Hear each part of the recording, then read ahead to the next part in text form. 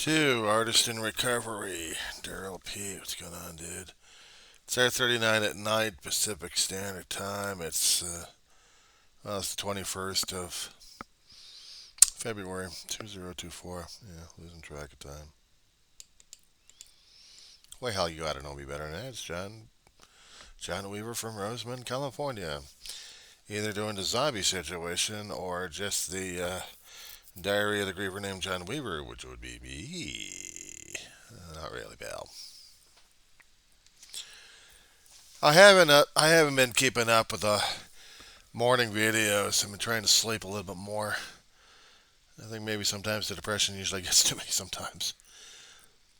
I was trying to stay the hell away from the damn politics. As much as I try to get, you know, up to speed with the news, what's going on these days. We already got past our rain system. I guess we're going to be coming in for another a few more days of drying out, which we hope out here in the Southland. We're going to be needing it anyway. And they're still having mudslide situations. They're still scaring the hell out of me what's happening along the coastline of California. I don't know if they're going to get the rail line repaired between, well, LA through San Diego. Somewhere in the middle, the lines are still collapsed on that one.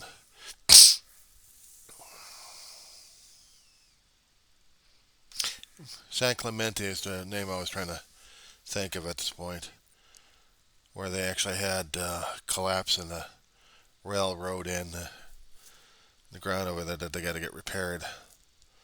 The problem is when the ground is so super saturated with a hell of a lot of moisture in it, it really worries me a great deal. I keep seeing more and more shifting of sand and shifting of the earth in different areas of California that have been going through, especially Southern California, had been getting oversaturated with some of the rain. I mean, it's nice to have the rain hitting up as snowpack and the melt off helping us out a bit. But when we have our own aquifers getting super saturated where they don't have enough time to soak it in, sometimes it takes a long while for that stuff. I'm realizing more and more that if we get more water into the water table at this point, some people will probably say, well, that's pretty, we need the water table. Yeah, to a point. But when the soil gets super saturated where it turns into quicksand, oh boy. Yeah, that's what I'm starting to say. Trouble at that point over there.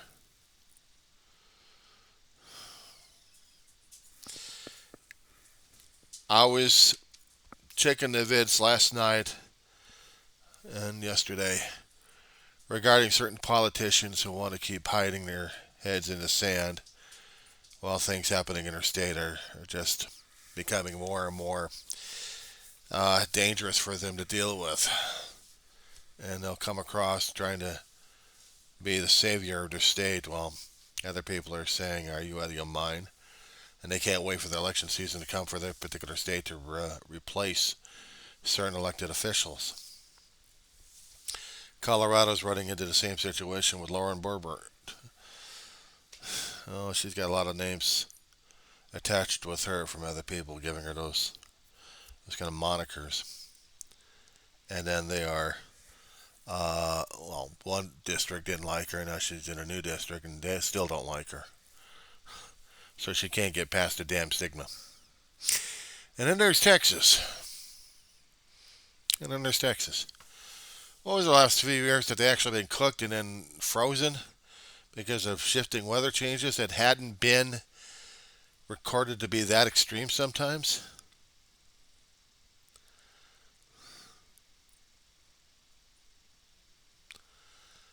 Um,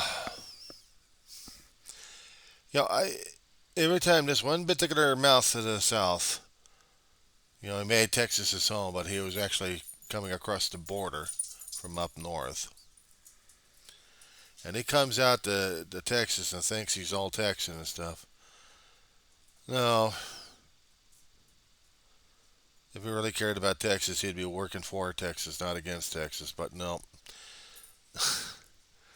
there was like an extreme cold that hit Texas a few years back, and This one senator decided to take his family to Cancun and gets his ass roasted on that one. He gets caught by someone taking a picture, capturing him, and then posting it. And he still has to eat that damn thing. But they still vote his ass in because I don't know why. Gerrymandering, political crap going on. Districts forced to vote one particular way instead of another way. Try this one. California right now is still fighting with 4 candidates that they still want to get into the office as senator. Since Feinstein passed away last year, it took everybody aback. But because of the health scare she'd been having prior to that, it was only a matter of time before Senator Feinstein bit the dust, unfortunately. Tough old broad. Forgive me for using the B word on this one. Tough old lady. I have to have respect for that woman.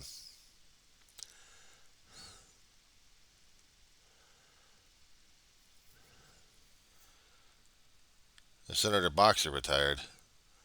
I'm thinking, oh no, not Boxer too. And she retired years earlier. And she was just as adamant and just as tough as Feinstein was. 2 ladies made a difference in California. Now we've got Schiff wants to do it, Porter wants to do it, and 2 other numbnutses. One guy, I don't know who the hell he is, and the other one's a former Dodger. But his namesake's not going to get him into the Senate because he hasn't got the damn experience in the first place to do this shit. Business is one thing. Politics is another thing. I'm not sorry to say this thing. I may have had great respect for him being a Dodger back in the 70s and early 80s, but after that, switching on to the Trump party and being Trump-like minded, no, we don't need that in the state of California. So we do need to get a replacement in there, and we do need to get somebody running the state of California.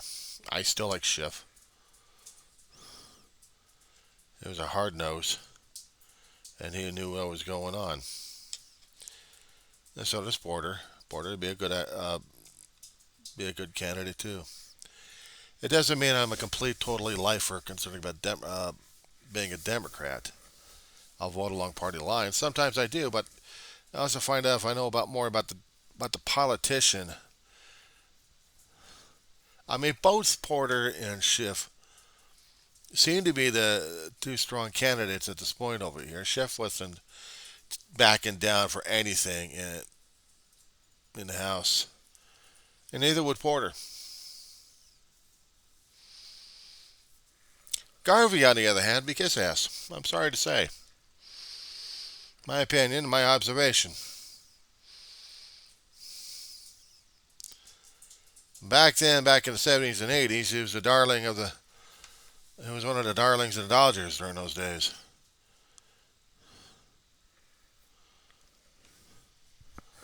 Had a hell of a batting career and home runs. Good, strong hitter during those days. Now, he's too much of a conservative that he wants things more business, more profits going to business instead of other people at this point. He's not concerning about the people themselves, but he's caring more about the damn dollar line. I'm sorry, I don't buy it. They'll consider me being conservative, wokeism, socialist, God knows what else. And the problem is, they keep screaming and yelling that we've got socialism going on. I hate to tell these naysayers all the time, yeah, we got socialism going on. But the thing of it is, it comes out of your pocket and my pocket. It comes out of our pocket. It's called taxes. The businesses want extra money out of our damn pockets, so you know what they do? Extra fees. Hide them. But charge them more. Seems like every year the damn cable bill goes up with with the internet companies these days, not to mention the phone services. Well, some of them I'm trying to keep it low enough anyway. I can surf with it barely, but I can still surf with it. But if I want entertainment packages, we charge you up a yin yang for this and that, which seems to be. Of course, we got electrical. The more electricity you use, the more we're getting charged up left and right.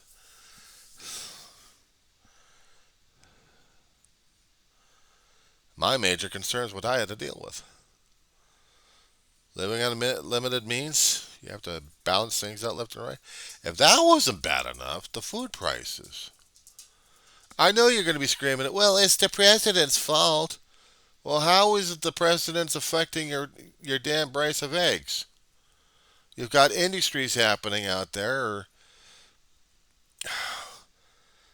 I don't know what's going on in our heads half the time in the first place, but we're running into this situation.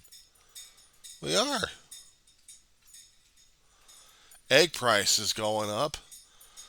There was things concerning about bird flu, and when you see one particular bird being affected by bird flu, they know they're going to have to get rid of the damn batch. And there goes the damn eggs. So if you actually find any other eggs, they're higher priced. The supply is limited, the demand is greater. This is economics 101. And now we just pay premium prices for it. And how about the chickens? The prices are going out there. It's astronomical. For a whole chicken, maybe a 3 to 5 pounder, whole, raw, get out in the package. It's about $12, $13 for that damn thing. About $1 or $2 cheaper, I can get the damn thing cooked in the deli of the supermarket I go to. Get the rotisserie. I'll get the flavored. I'll get the garlic and get the garlic flavored one. Hang on 1 second.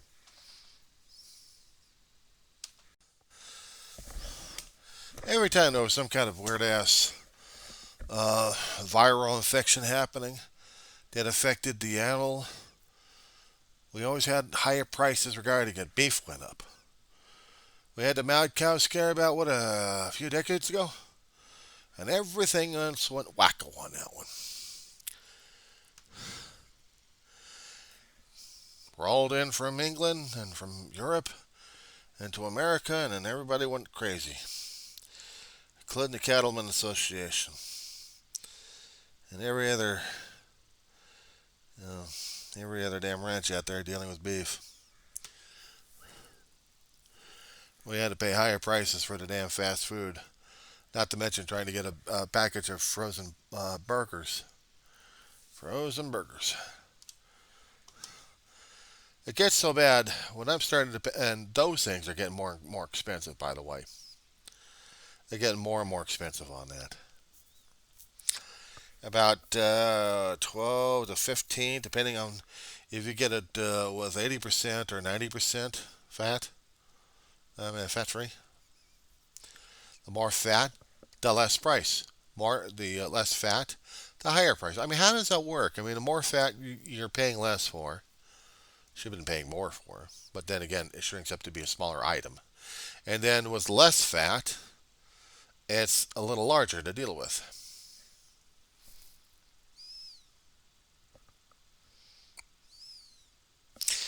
I remember a few weeks back, President Biden was making a bit of a speech in one of his tromps that he was doing, one of his romps going to place, and he was talking about the higher price of food and smaller containers, trying to show that they still have food in them, but more air and less food, but they'll still they'll charge you higher prices for the damn thing. So yeah, he was a little bit pissed about that one. I kept thinking there was going to be a need for a congressional bill. Well, that ain't going to happen. Not until next congressional session. It's the only way. We're not going to get anything about that one. So President Biden can't do any executive orders when it comes down for the market, especially when it comes down for food prices. It depends upon Well, whether or not the companies are going to be charging more and more because they want the more profits, or do we actually have a supply issue? And dealing with supply issue is dealing with what we can get, what we can't get, because of factors we may or may not know of. But if it is corporate profit, and they were talking about that, was it last year or year before now, regarding the egg prices going up and everyone's going crazy at this point? It got bad enough when I started considering using artificial eggs. I'm not talking about the frozen stuff. I'm talking about powdered eggs. Going through online, they get me a couple of canisters of dried milk and dried eggs and pancakes, and just to see if I can live off of that stuff. And I can tell you one thing, I hate powdered eggs. I've been so used to regular eggs that I had to switch off from the regular eggs and to start choking down the powdered eggs, and I still don't like them as much. No matter how much I can try doctoring them or flavoring them up, the texture and flavor is still the same. Blech. I'm sorry to say it. My own personal opinion about it. But other people like the taste of it. I didn't. I know that there are liquid eggs out there, and they're just as high in price. I discovered that much. But if I'm going to have to get used to the egg prices getting higher and higher, I'm going to see if it's economical just to try to get the natural stuff versus the artificial stuff. And if it's the artificial stuff, I can only do so much with scrambled egg mix, which means I'm stuck with the scrambled eggs unless I'm going to be mixing in other recipes somehow or another, which makes it real gross. I don't mind the pancake mix much. I don't mind. I mean, it tastes like every other dried pancake mix I had in the first place.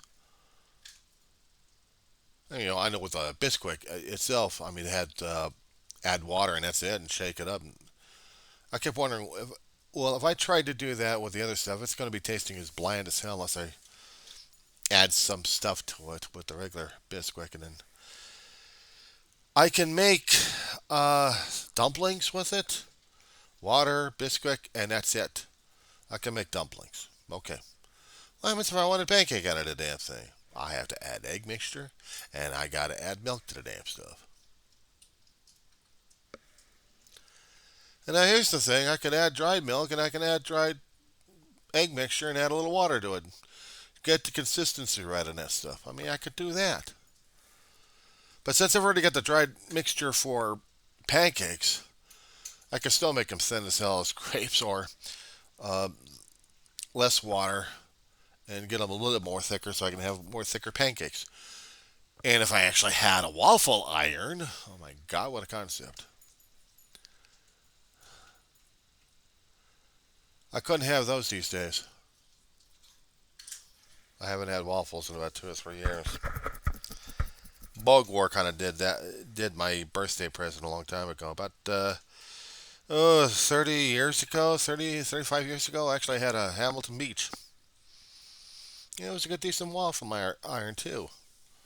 Kept that in good condition all the time. Till the bugs got into it. Bugs go for heat. I'm surprised I haven't got the damn computers fried. Or the other electronic I got. Maybe, maybe not. I don't know. But I know in the kitchen, it's a refrigerator. I still got to clean that area out. The stove, I still got to, if there's a way of trying to get it going, get it cleaned. But having a waffle iron, we have to continue to put that in a plastic bag to make and airtight it so no bugs can get into it. I miss waffles. A Belgian waffle maker, I miss them. Pancakes are no problem, but a waffle.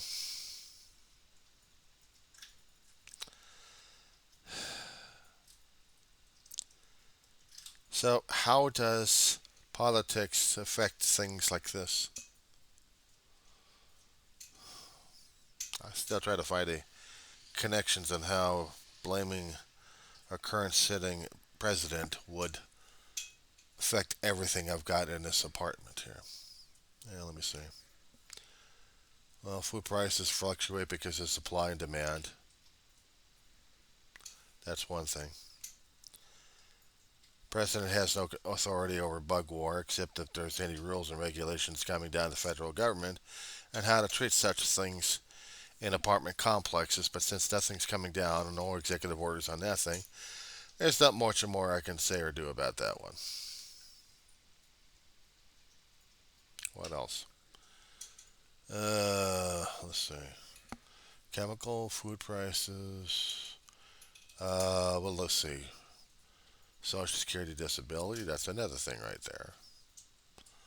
Congress kept threatening mutations, changes, revisions, and never got after dead ass to do anything. So it's as is. So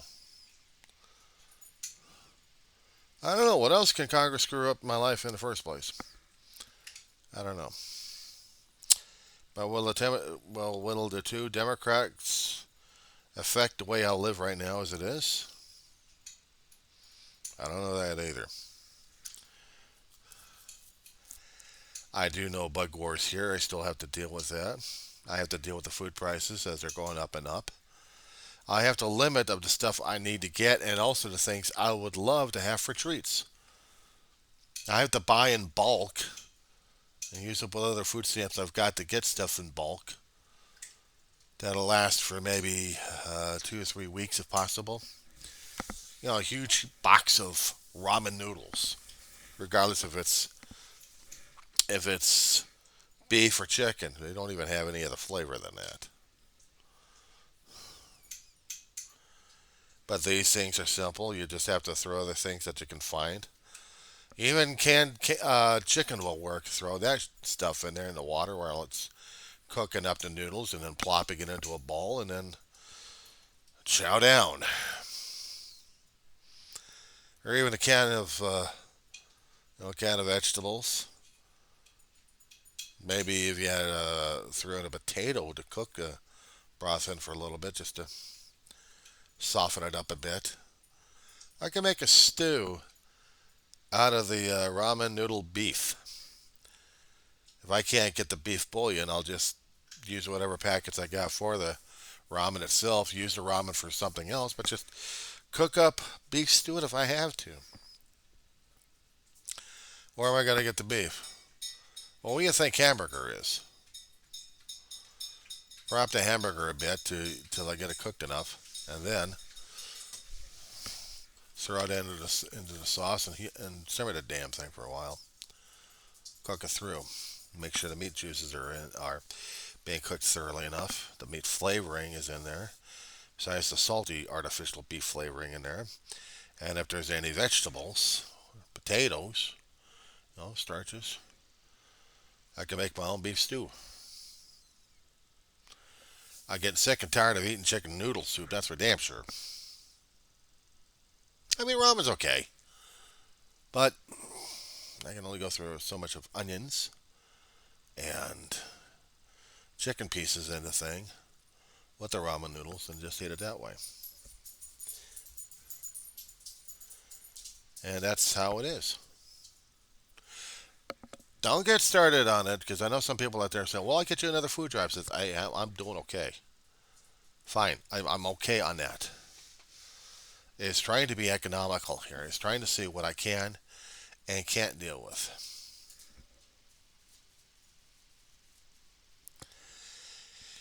If I can get stuff in bulk, that lasts. If I can't, then I got to find out how much they are costing and then do the cost analysis on it. When I had taken the math class in the last semester, I've been over at community college out here in Lancaster, California, Antelope Valley College. It was called the Math for Liberal Arts, and I did a presentation about part of my math. And part of my math world is doing calculations on how to survive.